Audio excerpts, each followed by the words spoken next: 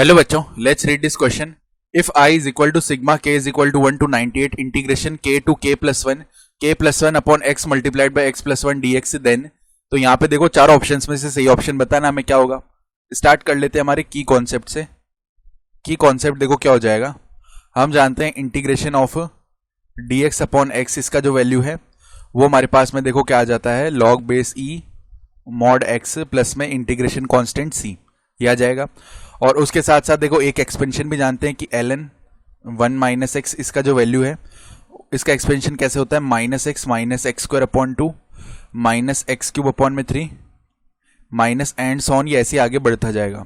ठीक है, तो अब देखो हमें दिया हुआ क्या है, i इज इक्वल टू दिया हुआ है sigma k is equal to 1 से लेके जा रहे हैं 98 तक, और इंटीग्रेशन k से लेके जा रहे हैं k प्लस 1 तक, और यहाँ पे k प्लस 1 अपॉन में क्या है, x मल्टीप्लाई में x प्लस 1 dx, ऐसे लिखा हुआ है.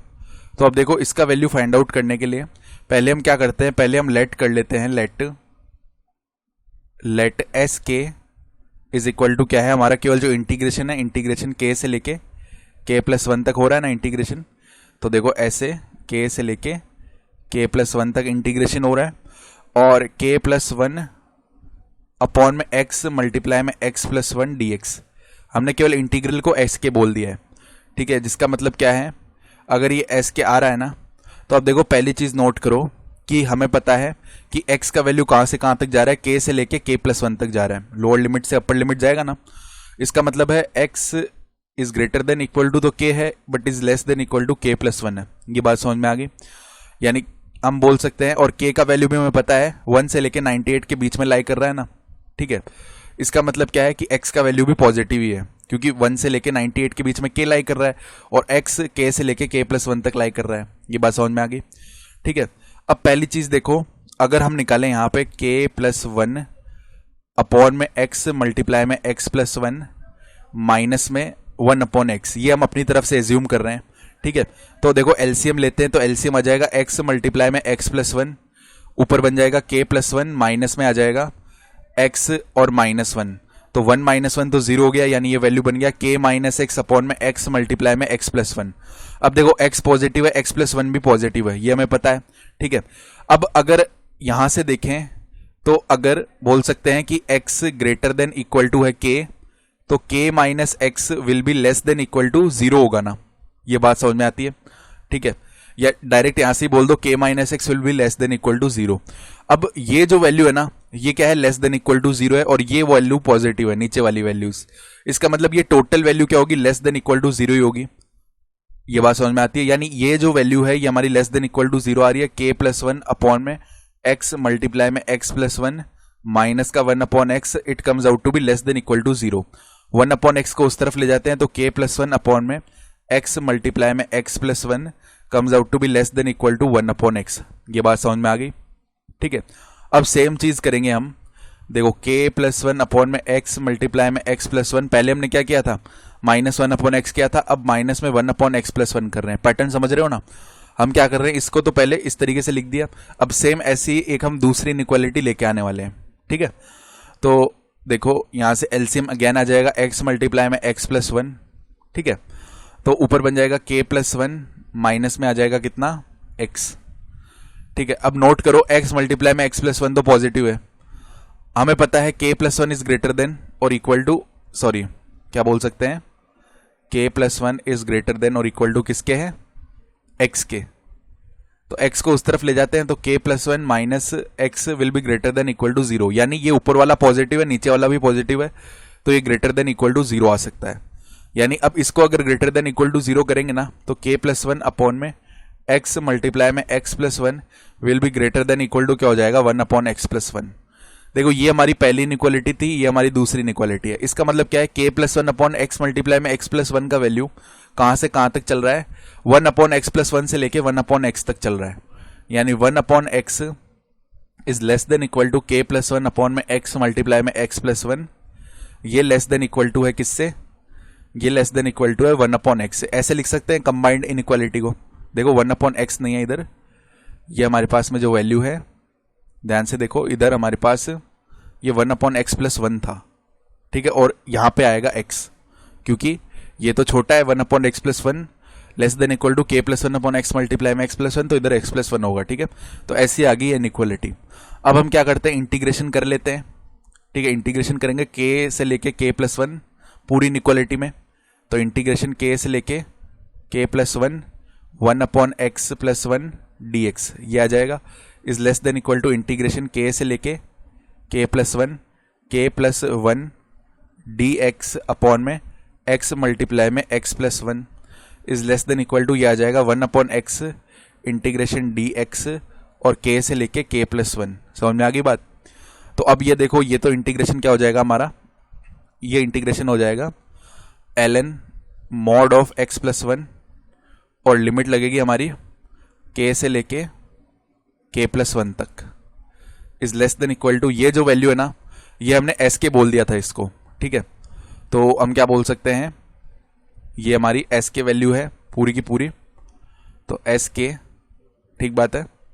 और it is less than equal to, यहाँ पे ये जो वैल्यू है ये ln mod ऑफ x बन जाएगा, और कहां से कहां तक ले जाना है इसको ले जाना है k से k+1 तक, ठीक है।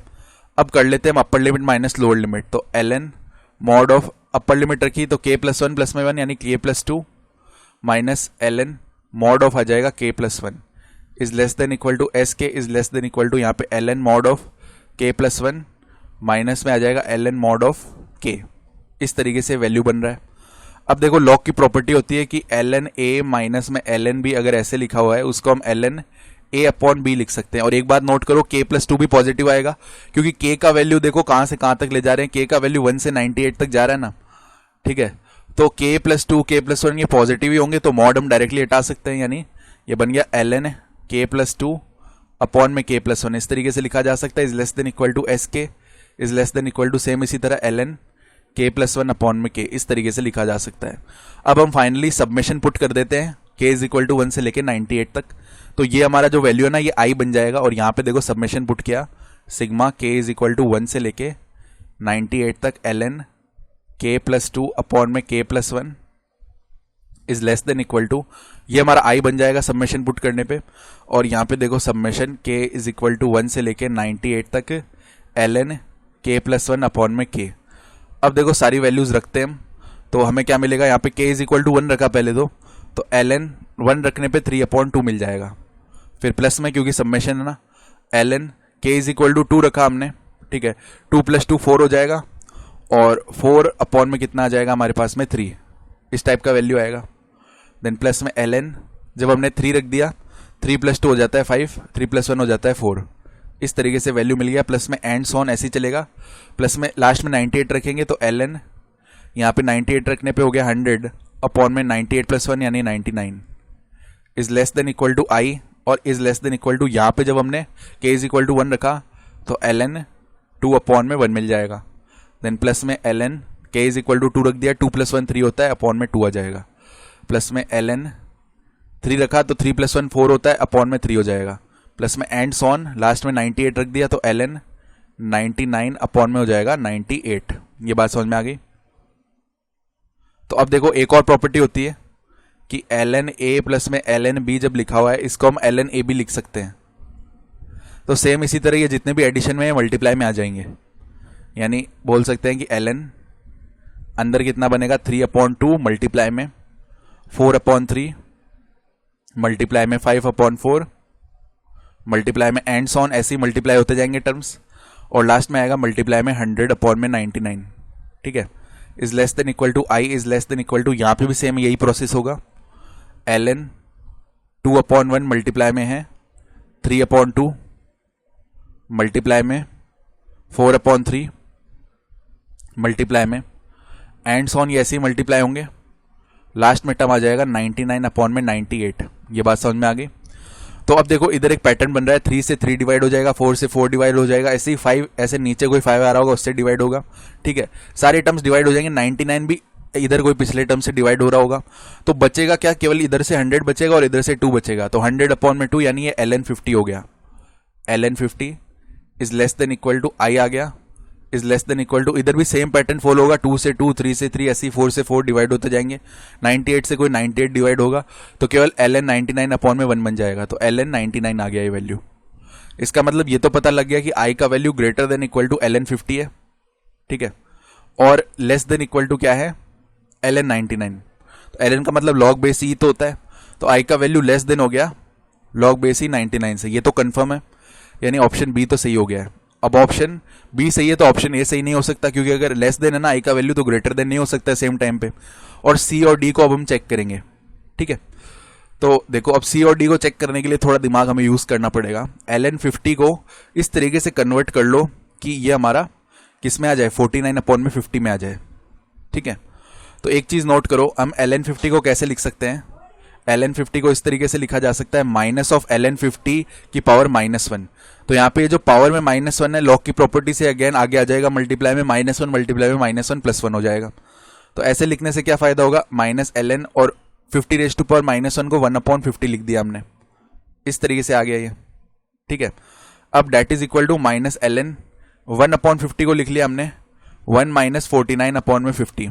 ऐसे लिखने से क्या होगा, देखो अब हम जानते हैं कि जैसे हमने एक्सपेंशन लिखा था ना की कॉन्सेप्ट में, उसमें अगर हम माइनस से मल्टीप्लाई कर दें तो ये सारे टर्म्स पॉजिटिव हो जाएंगे, ठीक है, सारे टर्म्स पॉजिटिव हो जाएंगे। और ऐसा करने पे क्या होगा, देखो ऐसे लिख लेते हैं यहाँ पे -ln 1 - x that will be equal to x + x² upon 2 plus में x³ अपॉन 3 प्लस में एंड सॉन चलेगा। तो अब ये जो वैल्यू है ना, ये वैल्यू कब आ रहा है, जब x में हम कुछ ऐड कर रहे हैं, तो ये वैल्यू हमेशा x से ग्रेटर आएगा, यानी -ln 1 - x will be greater then x। ये बात समझ में आ गई। तो इसी तरह देखो यहाँ पे सेम तरीके से ही लिखा हुआ है, -ln 1 - x के फॉर्म में है, तो ये ग्रेटर देन होगा किससे, x से, यानी 49 अपॉन में 50 से ग्रेटर होगा। यानी कुल मिला के हम क्या बोल सकते हैं, ln 50 का वैल्यू ग्रेटर आ रहा है 49 अपॉन में 50 से। तो i का वैल्यू था greater than equal to ln 50 और ये वैल्यू आ रहा है ग्रेटर देन 49 अपॉन 50। तो इनडायरेक्टली बोल सकते हैं कि i का वैल्यू भी ग्रेटर देन आएगा 49 अपॉन में 50 से। और ये हम ऑप्शन देख पा रहे हैं कि i is greater then 49 upon 50, तो ऑप्शन डी भी सही हो गया, ठीक है। ऑप्शन बी और डी सही है। I hope you understood this explanation. Best of luck.